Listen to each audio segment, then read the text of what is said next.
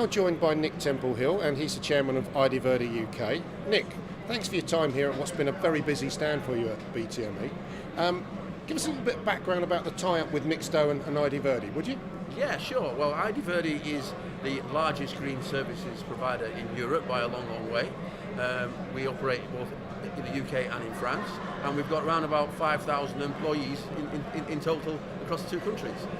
We do everything that's green, so from cutting grass to managing of parks, managing of open spaces, hard and soft landscaping, and quite a lot of football fields. In the UK, we'll manage about 1,000 pitches. There's a brand new tie-up with Mixto in the UK for Idverde, but that's been established a little while, I think, in France. What does that mean for Idverde in the UK, and then what does that mean for the wider industry? Well, for Idverde in the UK, it's a brand new area, so sports field construction and maintenance. Although we do quite a lot of football fields for local authorities, local teams, and so on and so forth. It was the French tie-up has been fantastic for the last 3 years, and it was the next logical step, really. In terms of the industry, obviously, both in terms of football, golf, cricket. Hybrid is the name of the game these days, or will appear to be, and in particular we think 2018 could be the year of the carpet. It certainly seems to be a buzz around hybrid turf and carpet systems in particular here at this show. What makes Mixto different, and what are the applications for golf, as we are at a golf show predominantly? Well, it's a turf management show rather than golf, I guess, but specifically for all applications, the first one is its hard wearing.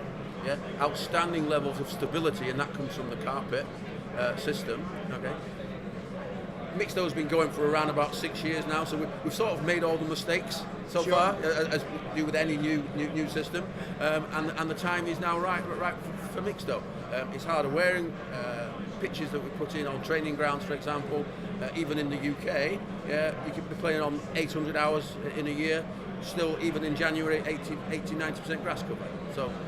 Now, I first came across this out at Real Madrid in the Bernabeu, and it's a system that's fitted every year there, and it's viewed by a big club like Real Madrid as a disposable pitch virtually. Yeah, that's not how you view the product, and you give a 5-year guarantee, I think, in the UK on your installations if you're also doing the renovation. Do you think that is the shelf life of it, or would it last longer with the right treatment? And it's going to last a very long time. Obviously, commercially, there's a limit to how far out you go. Sure. Yeah. I mean, if we did 10-year guarantees, I'd be retired before they were finished, wouldn't I? And you've got 2 installations, I think, in the UK. Are there any more on the horizon? Potentially, yeah. Obviously, we don't try and keep that until it's official. Sure. We're talking to about 4 or 5 professional clubs even today. Obviously, the big revelation to me this week has been golf. Yeah. And we've even now got a product which is a deeper pile.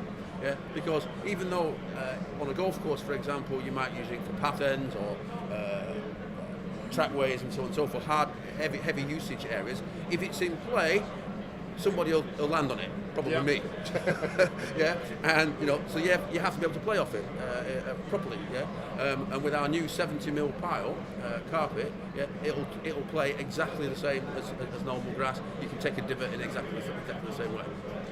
So you have a version that's fit and play, and you also have, I think, the longer version can only be put in situ, can't it?